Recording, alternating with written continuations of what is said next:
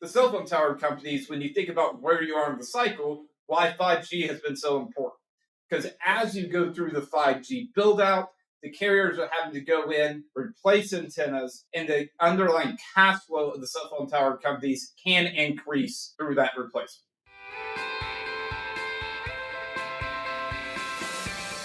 Hello and welcome to the REIT Report. I'm your host, Sarah Borgson-Keto. Joining me today for a look at the cell tower REIT sector and what sets it apart from other real estate asset classes is Darin Turner, Managing Director and Chief Investment Officer for Invesco's listed real estate assets team. Darin, thank you for joining me on the podcast today. Yeah, thank you, Sarah, very much for having me. Let's start by stepping back just a little. What is the REIT share of cell tower assets in the US, broadly speaking, today? And can you give our listeners an overview of how the industry has really grown in recent years? Sure, no, happy to hit on those topics. When you think about US total cell sites, so that is going to include both macro tower sites, but then also small cell sites. There's about 420,000 cell sites, again, across the United States. Of just cell sites, the tower companies control approximately 70% or have 70% market share. Within macro towers, so those are your large towers that are generally going to be on the sides of highways, there's about 150,000 of those in the US. Of the macro tower sites, the REITs control about 90% of market share. So you saw the initial growth or the initial influx of ownership by the cell phone tower REITs focused within the macro tower sites. That was driven by a disposition of the carriers, really going back to the early 2000s, of their macro tower assets. The REITs were there looking to acquire those during that period of time. And you really haven't seen a significant new development of macro tower sites in any size really for the past decade. So that number has stayed relatively stable. Not surprisingly, none of us really want a macro tower site in our backyard. That said, they are incredibly important when you think about the over network ability to serve those customers. Now, where you have seen the most growth recently by the cell phone tower REITs, it's really internationally. So going into both emerging markets, areas like India, Africa, Brazil, and then also more recently, even in the developed market in places like Europe. When you think about ex-US cell phone or telecom infrastructure, they are generally behind what has occurred in the United States. And so you're still seeing a build out of macro tower sites in those regions, a build out of small cell nodes. And so the cell phone tower REITs, primarily American Tower, but also SBA Communications, have looked to enter those markets. Now, lastly, another area you've seen growth domestically with Crown Castle has been in the small cell area. So Crown Castle has been focused on creating new small cell nodes, signing up tenants, and focus on what that development is related to fiber connections to small cell, and then eventually to their macro tower sites. Great, and we'll talk about overseas markets in a little bit, but is there a reason why REITs have become such a dominant force in this market segment, say, as opposed to private players? I would really characterize it in three categories. So first is being your overall size of your network. So by having a larger and larger portfolio of cell phone tower assets, the value you can create to the carrier or the value that you're bringing to the table actually increases.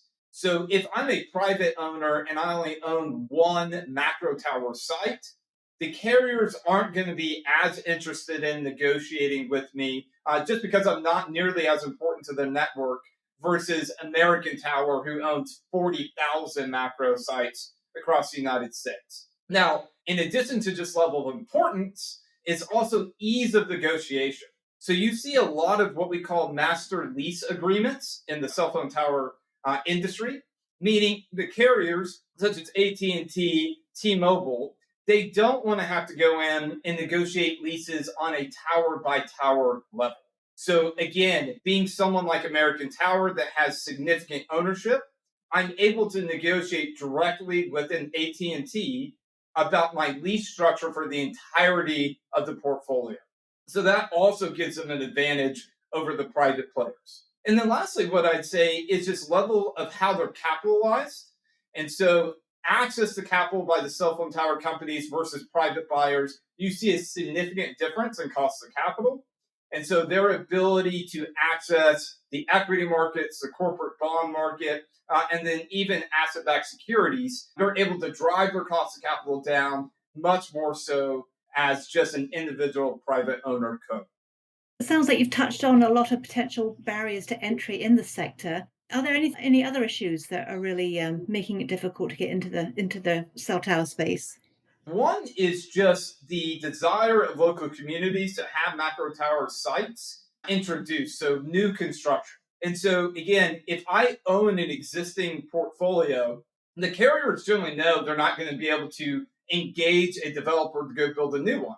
And so they're very keen to work with the largest owners of their portfolios. Again, because municipalities are generally trying to reduce or limit the number of macro tower sites just because of the aesthetic nature of what that is in a community. Now, there are new solutions. Some of the listeners maybe have seen what looks like a tree, but in reality is a macro tower site.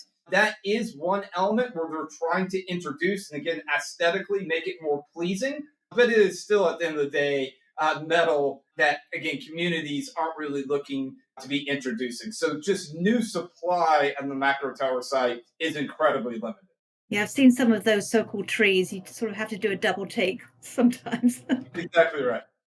How have cell tower REITs performed relative to the broader market and the REIT industry? And would you say that they're a fairly good bet in times of economic uncertainty?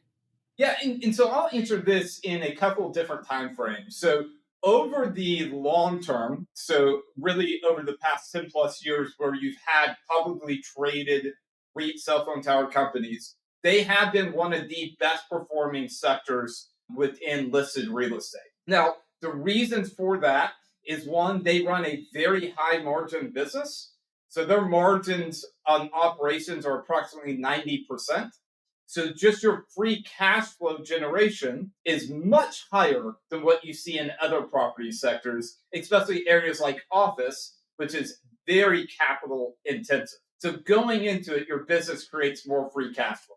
Additionally, what you've seen in the United States and really in all parts of the world is just higher demand for data, which means greater data transmission, means greater data storage. And we've continually seen the US and other areas move from 3G to 4G to 5G, which I'm sure we're going to touch on in more detail. But that has created a level of demand by the carriers to be leasing the macro tower sites, leasing small cell sites, and to having to be touch the antennas. So fundamentally, not only is it a better underlying cash flow business, but you've had underlying demand drivers that have helped move cash flows higher during that period of time. So that's kind of the long-term look. What you see more recently over the past 2 years is that cell phone tower companies have been one of the underperforming segments of listed real estate.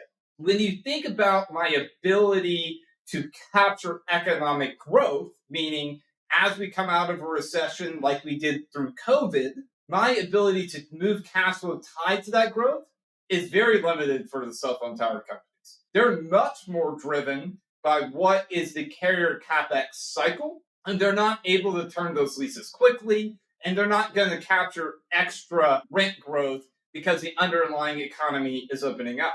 So as interest rates have moved higher because of the level of growth we've seen since COVID, you've seen those names underperform as people have thought about that stability of cash flow not being as valuable in a higher interest rate environment. Now, more specifically to your question, in times of economic uncertainty, yes, cell phone tower companies historically perform very well when you see economic deterioration. And so, just like I highlighted earlier, it's because my underlying business is one, very stable, two, can be counter-cyclical because it's based upon carrier capex plans, which are very long-term in nature. So when you look at sensitivity to economic growth, cell phone tower companies generally have around a 1% economic sensitivity to GDP. It is one of the lowest correlations to underlying economic growth within the listed real estate space. And I think some of our listeners may not really understand how the cell tower leasing structure works. Can you talk a little bit about that and what sets it apart from other property sectors? Sure. So I mentioned earlier, normally you see an MLA or master lease agreement covering a large part of a cell phone tower company's portfolio. Now, these leases vary between 5 and 10 years in length, and they normally come with 3% annual escalators. Now, when you think about that length and you think about that escalator, that part's not necessarily too dissimilar to how you think of some other real estate sectors. In addition to that lease, you have what is really a service agreement, and this relates to cell phone tower companies having to change antennas on those towers, or the carriers having to come in and replace a antenna that was related to 4G and replace it now one that has to carry 5G. So the cell phone tower companies actually collect a service fee related to that replacement of antennas. So that is very different than what you'd see in a normal lease structure where you just are paying true market rent and potentially expenses. Here you again have an element of replacement. And that's why the cell phone tower companies, when you think about where you are in the cycle, why 5G has been so important. Because as you go through the 5G build out, the carriers are having to go in, replace antennas, and the underlying cash flow of the cell phone tower companies can increase through that replacement. Great. So it sounds like you really see a lot of potential for the cell tower REIT segment from 5G coming on board. Yeah, so we have seen a significant pickup over the past 2 years as relates to the build out of 5G. We would characterize the 5G build out being in around the sixth or seventh inning. So the next 2 years going forward, we would expect that level to actually start to decrease as relates to true touches on the tower. Now, again, for this industry, remember, it's not necessarily what I'd call static, meaning we went from 3G to 4G to 5G, and that build out between 4G and 5G happened in a shorter period of time than 3G to 4G.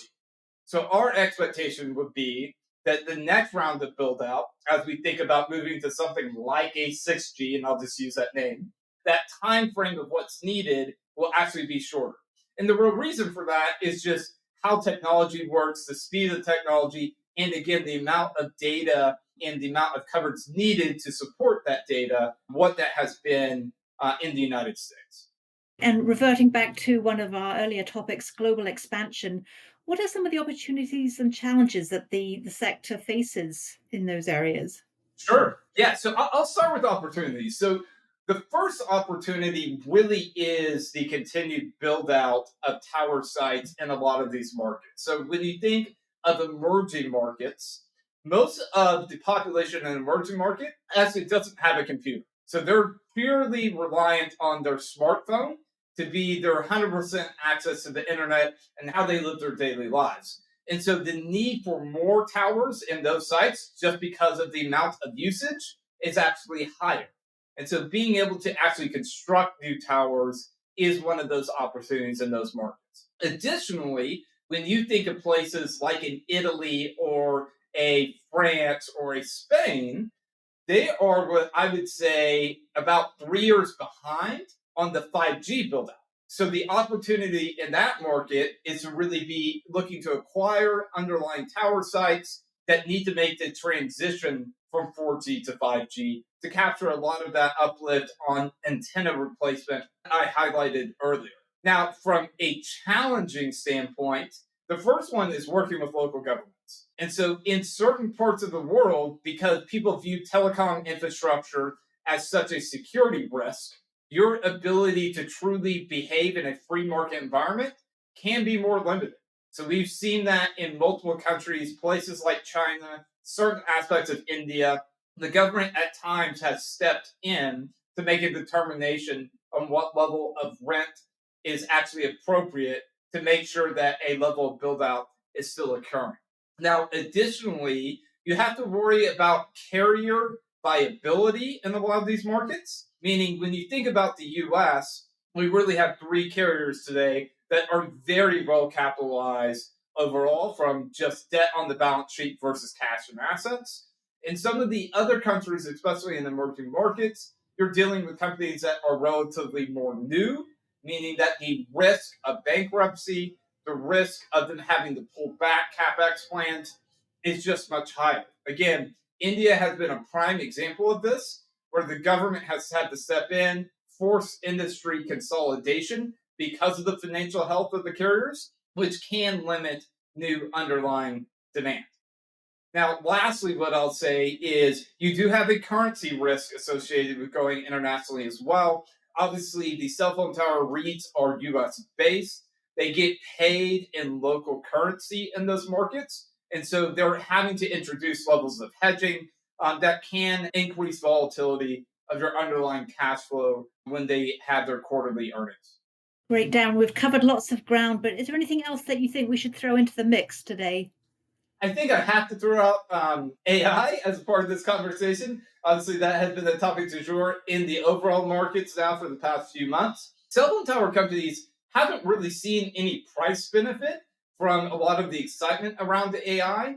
And our core belief does remain that as elements like AI that get introduced, all that means is that the amount, again, of data transmission, data storage, your connection to a network all increase exponentially. And so if I'm controlling truly the core aspect of someone's network, and so that is going from your smartphone to a tower site, then connecting the fiber to a data center, and so the macro towers are incredibly important in that.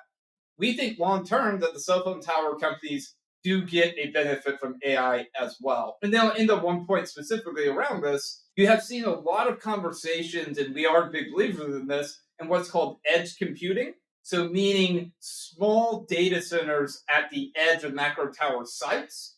You've seen some testing in the market so far by some of the cell phone tower companies, but it hasn't been rolled out through their portfolios. As we move forward over the next 5 years, that is another revenue stream that we believe that the cell phone tower companies are going to be able to capture as well. Excellent, Darin. Thank you. This has been really helpful. I appreciate the time and everyone listening today. And to our listeners, if you enjoyed this episode of the REIT Report, please subscribe or leave a review on your favorite podcast platform.